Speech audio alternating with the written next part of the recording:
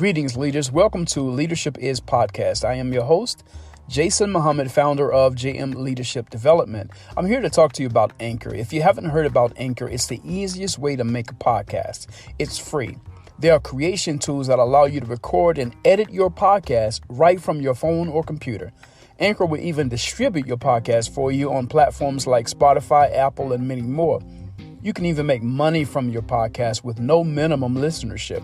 It's everything you need to make a podcast in one place. So listen, download the free Anchor app or go to anchor.fm to get started. And always remember, leadership is influence and service. To make the world a better place. It sounds like a grandiose idea, but when you think about it in terms of impacting your own community, and you can see changes that are made that where those improvements are realized, I think that's very powerful.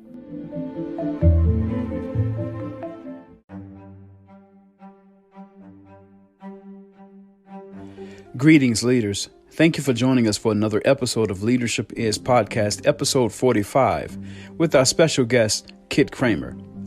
The Business of Leadership, featuring Kit Cramer, CEO of Asheville Area Chamber of Commerce. With all of the challenges in this transition of time, what resources are there for leaders in an ever-changing economy? Our guest, Kit Cramer, has some answers. Let's talk about it. Welcome to Leadership Is Podcast. I am your host, Jason Muhammad, founder of JM Leadership Development, with our special guest, Ms. Kit Cramer. Prior to arriving in Asheville, Kit was president of the International Downtown Association in Washington, D.C., and worked at the Charlotte Chamber for 17 years in all areas of chamber work. She is a former at-large board member of the Charlotte-Mecklenburg Board of Education and was public information officer for 2 school systems. She served on the executive committee of the Association of Chamber of Commerce Executives, known as ACCE, as Chamber Federation Chair on the North Carolina Chamber Board, as well as chairing United Way of Asheville and Buncombe County, and is the CEO of the Asheville Area Chamber of Commerce. Welcome, Ms. Kit Cramer. Oh, thank you. I'm so happy to be with you. Very good, very good. So if you can, besides the mouthful that I just stated there, who are you and what do you do? Well, I'm a chief cheerleader for Asheville and Buncombe County, and in charge of thinking about the larger economy and how we make it work for all of our residents, and an attractive place for talent and businesses to relocate. So I'm always thinking about the larger economy and trying to anticipate where we need to go. Yeah. So how did you end up at the Asheville Area Chamber of Commerce to become its CEO? Well, it's kind of funny. I started off I have a journalism degree from the University of Florida, and I specialized in public relations, and just am a deep believer in the power of education, specifically public education. So I started off in my career working in the PR department for a school system, and ended up running that department before leaving there to go to Charlotte and do the same thing in Charlotte. And while I was there, I met the chamber president with the Charlotte Chamber, and I'm a serial volunteer. I've been involved in all kinds of leadership organizations and groups since I was in high school. And so I had a natural affinity for the Chamber of Commerce and the work they did, and had been a volunteer there as well. And it just was such a natural fit for me. I decided I wanted to make that my work going forward. So I proceeded to move from communications into membership and economic development and public policy, and just every aspect of the chamber business until I got both my kids out of high school, and then started throwing my hat in the ring for CEO jobs. And ended up going to Washington to run the International Downtown Association, which was a really nice fit because I had been a Main Street manager. I'd done a brief stint for a couple of years as a Main Street manager in Florida. And but a headhunter who was leading the search for the chamber president for Asheville came calling, and my husband and I, while we enjoyed our time in Washington, we wanted to be back in North Carolina and closer to our grown children in Charlotte. So that's how we ended up back here. And it's been 10 and a half years now that I've been in Asheville. Wow. Well, definitely I moved here myself in 2017 from Minneapolis. And so every interaction that I've had with you has definitely been one of a positive one and a productive one. So thank you very much for you being here in these mountains with us. So with all of the challenges in this transition of time, what are some of the resources that are there for leaders in this ever-changing economy? Well, I have been so impressed by the flexibility and the creativity that our business community has shown during this pandemic. And similarly, I've been impressed with my own staff and their ability to step up and try and provide resources for businesses who are trying to figure out how to keep businesses running, keep people employed, and until we can get through this vaccination. I'm getting my vaccination Thursday afternoon. I'm very excited about it. But the more people that get vaccinated, and the sooner we can get back, we'll get back to some semblance of a new normal. And I think businesses, we're certainly at the chamber in the business of providing resources for business leaders.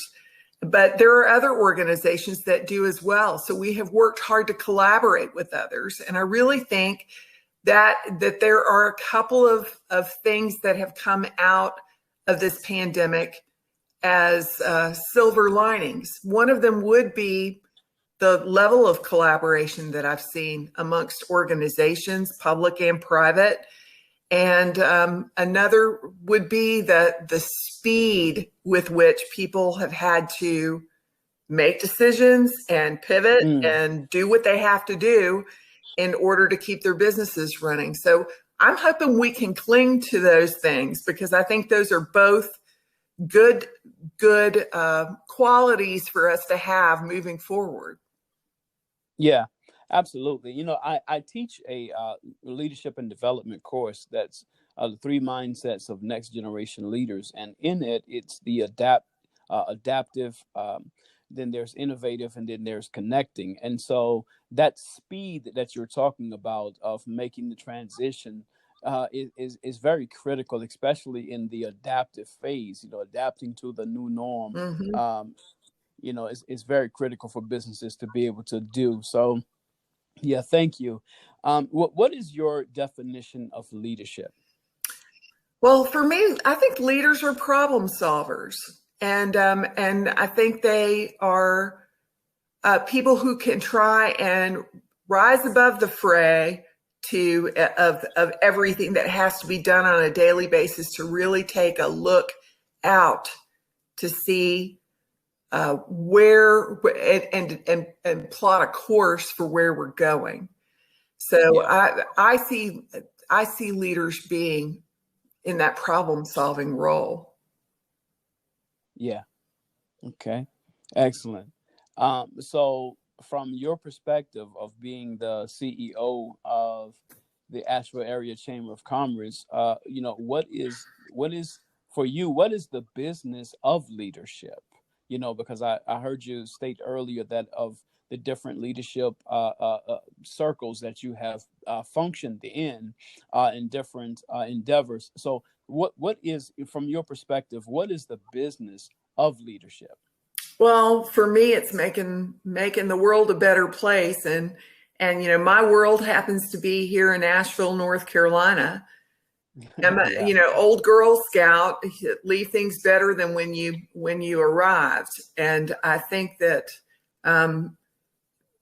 figuring out a way to improve my community and for the people who live here and the people who visit here and for the children who will come behind us, I think is a really important thing. So trying to make the world a better place. It sounds like a grandiose idea, but when you think about it in terms of impacting your own community, and you can see changes that are made that where those improvements are realized, I think that's very powerful, and something that it makes me want to get up and go to work every day. Yeah. So speaking of which, what are some of the, if you can, ways that the chamber actually adapted to this new norm? Like, what are some of the things that you all had to do, to adapt to this new norm? Well, talking about speed, we had to get up to snuff on technology in a big way, very, very quickly. We've now become really used to using Zoom, as I'm sure everybody has gotten used to using one platform or another. I truly think that the nature of work has changed forever, though. I don't know about you, but I don't want to be around anybody who's got a cold and so I think people's ability to work from home will be with us forever. And so instead of taking a half day off because you've got a plumber coming, or you've got a sick child at home, or whatever, I think people are going to be able to utilize technology. So that's something that we had to come to grips with very quickly. The other thing was to work in collaboration with the other organizations in town who wanted to convey information out to various aspects of the business community. We worked in partnership with the city and county, and the level of communication, we were literally meeting on a daily basis to figure out what needed to be done next, and would divide up roles and produce town hall meetings that included the latest information, both from public health as well as from the governor's office. I mean, they were looming large in everybody's lives as we went through COVID. So getting super flexible in the use of that technology and being able to turn it around very quickly became very, very important. Similarly, we also learned to ask a lot more questions, and we contacted members to ask them what they were experiencing rather than assuming what we thought was happening with them and their businesses. We were asking, and we did that by personal phone calls. We did it by surveys that were electronic. We did it in a number of ways. And then that information we used to inform how we then the information that we would provide and how we would provide it. Yeah. So that's interesting. So how did this thing actually affect your own company culture? Well, our communications person, I think, had to work harder than any other staff member, because not only were we changing, we were still continuing to do the various programs that we do, but we were pivoting to make them all virtual. But at the same time, we were also adding in all this information, this COVID information that was from local, state, and federal sources, as well as there were different businesses that would share information about how they were doing things, so best practices that could be shared.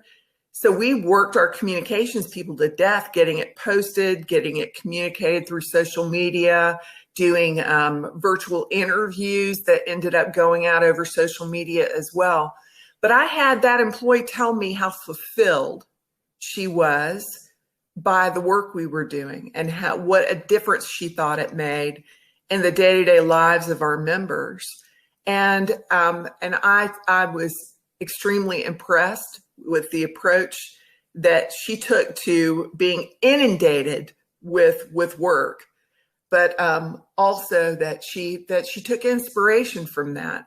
And I think a lot of our staff members did. So I'm very proud of them, obviously. I have a bias, but I also just think that I've had that reflected to me from our volunteers as well, saying that they really felt our staff stepped up and provided resources at a time when our members in the community really needed it. Very good. Very good. Yeah. One of the reasons why I asked that question is because I did some research, and some research states that company cultures all around relating to remote work has increased by 57%. So I found that kind of interesting, how a company culture increases, 57% when no one is actually in the company doing any work. And so what comes to find out, it's the people become more personable. In other words, with these Zooms, it's in real life time. So therefore, the puppies come in and interrupt, or there's, beautiful photos and pictures, or grandchildren running in the background. And all of that makes these people more personable when, where you didn't know that about them in the work setting, because, they didn't bring that home environment, that personal touch to the work. And that so, makes people more relatable, I think. Yeah, more relatable. Absolutely.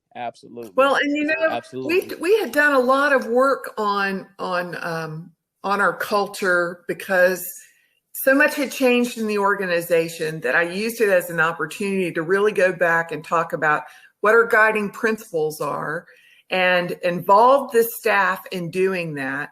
And then we actively talk about how those principles apply to what we're doing on a day-to-day basis. So I think what ended up happening during the pandemic is we were actually having to live those principles in an immediate kind of way. And that helped bolster that culture of our organization. So every bad comes with some good to it. And boy, we had a ton of bad, but there's also been good that has arisen out of this whole mess.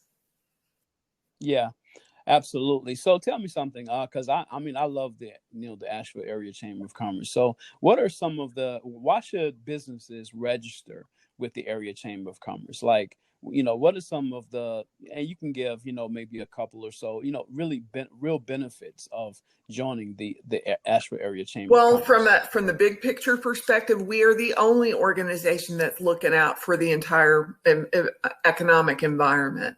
And that is not to cast any aspersions on organizations that may be about a particular area of town or a particular industry. Those play super important roles, and they're our partners in doing this work. But we're trying to look at the big picture, and which then allows your business to make connections within the organization, to learn things that you need to learn in order to make your business efficient and effective, but also to weigh in on public policy issues that may impact your business.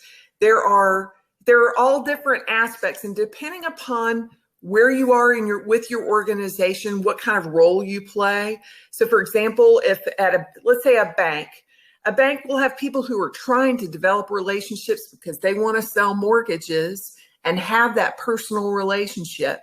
But then there will be other people within the organization who are interested in understanding the policy implications of something that's happening at the state level.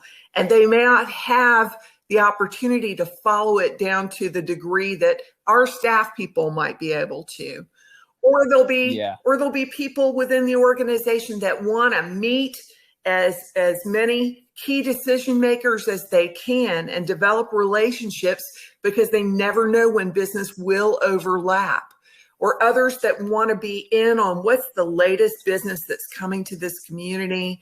Have they developed a relationship yet? Have they developed their financial relationship? There are all these different roles that people and companies play. And then there are small business people who play all of those roles. And there are places within the organization for people to plug in at the chamber and get to know others who are like-minded and may want to share ideas and thoughts and connections. So that's what we do best. Very good, very good. So how can someone get connected with the Chamber of Commerce? What is the contact information? Who should they speak to? Are there levels of, who they should speak to? Well, the thing that I would suggest, given that we are largely still operating out of our own homes instead of out of the office, our visitor center is open for visitors and for folks who are interested in advertising through the visitor center. That's still open, and they've done a magnificent job of being socially distanced and masked and sanitizing, et cetera. But the office itself is closed, and most of us have been working from home. So I would suggest that people go to ashevillechamber.org and click on the membership side of the website, which will take you to the membership area and will provide a connection to the folks in member services, who can then ask lots of questions to find out what your specific needs are, and how you want to benefit, and advise you on the best approach to take in terms of plugging into the chamber. Okay, very good. So very good. Thank you very much. And we will make sure that information gets out as best as possible. So any younger leaders that are out there that are looking to develop their businesses and wanting to join with the Chamber of Commerce or connect with other people in leadership, if you can, what are 3 leadership tips that you can leave for our audience today? Well, there's one. This one applies to being a parent also. Telling my children, I told them repeatedly, bad news doesn't get better with age. And it's so if there is a problem that exists, creating an environment with your employees and coworkers that makes everyone feel comfortable telling you when a problem exists, and telling you early and often when a problem exists, so that you can help in a problem-solving role and not be surprised by it, would be a key tip. I just think it's super important that you create the environment where people can feel free to admit that mistakes have been made, or that a challenge has presented itself. And those, frequently, if you've got a problem, it does not get better the more aging. It just gets more complicated. So creating that environment where, come, tell me, let me help you, and we'll work on this together and approach this as a team, is, I think, something that leaders could benefit from, young leaders in particular. The other thing I think is, to me, critical leadership skills are being inspiring and setting direction. My brother is the CEO of a pallet and box company, one of the largest in the country. And he talks about a story he learned about. I don't know if you ever saw the movie The Blind Side. It was a football movie. Most things he talks about are related to sports, but there was there was a guy who is the head coach of LSU, Louisiana State University, and their football team. And he was actually had a bit part in that, and has a very deep, gravelly voice, and, is a burly, tough guy. And not a super polished guy, but a very genuine gentleman. And he talked about how when this guy was named as the interim football coach for LSU, and he wasn't expected to have that job forever. But he helped. The first thing he did was he took a huge rope with and got all the other coaches, all the players on this huge rope, and everybody was grabbing either end, and essentially they had a huge tug of war. And then he had everybody go through the exercise of grabbing that rope and pulling in the same direction, and basically he was casting that vision for where he saw LSU going if they would all work and pull in the same direction. And LSU became, they started to climb the ranks in terms of football performance. He was the guy that set the vision for what they needed to do, and he did it with a piece of rope and an exercise. And so I think, providing inspiration for people and a direction and setting a goal is super important as well. And the last thing I'd say to a young leader is I know how important it can be to encourage other people and to help them identify their own strengths. The people on your team, it helps when it can help and it can hurt if they're misidentified. When I was in middle school, I served. Actually, there was no middle school when I was in middle school. There was junior high school. One of my classes was to serve as an aide for the guidance counselors at this junior high school. And I was filing paperwork and had noticed, I'd looked myself up on the papers, and there was this space that at that point in time, you didn't get a social security number until you were like in 9th grade. So here I was, a 7th grader, and I was looking at this piece of paper that showed my schedule, but it also had key information about me. And in one of the spaces that was for the social security number, a teacher had written in leadership.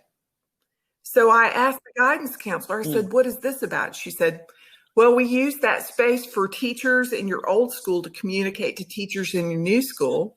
And obviously, one of your teachers thought you were a leader and put that information into that space to convey it to the new school.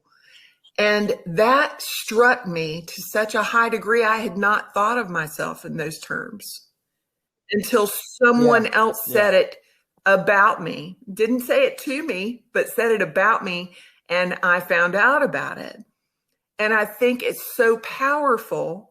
Sometimes people don't see their best, their greatest strengths. And having you can play a pivotal role in the lives of the people you work with and the people that you want to achieve and do well by helping identify their strengths and letting them know that you see those strengths. And because it certainly made a difference in the way I viewed myself from that point forward. And I embraced that leadership label.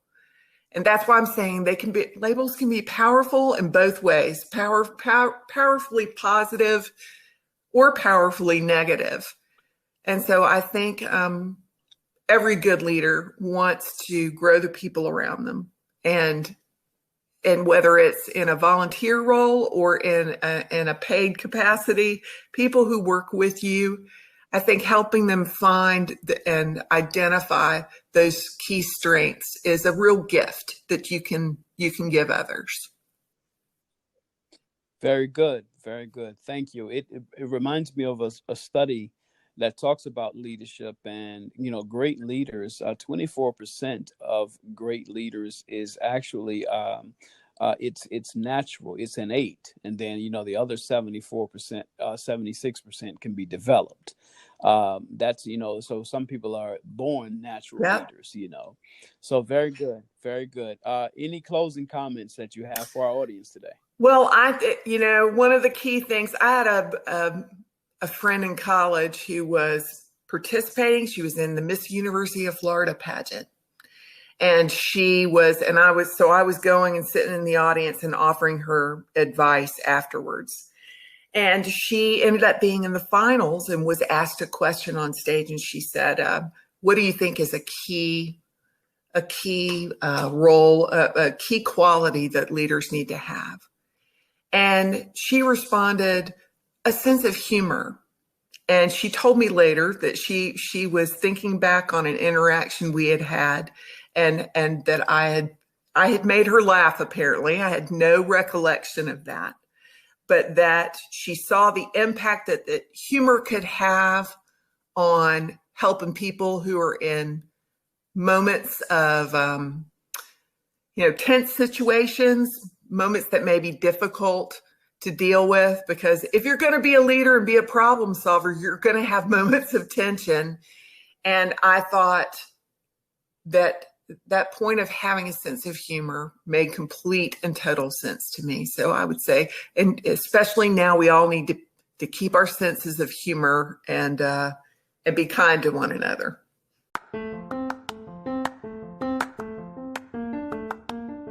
Are you promoting the right people into leadership positions? How do you know? How do you measure the outcomes, and are they the outcomes you're looking for? Please visit www.jmleadershipdevelopment.com. Again, www.jmleadershipdevelopment.com, and request a half-hour conversation to assess if we can address your leadership development needs. Oh, and by the way, always remember that leadership is influence and service.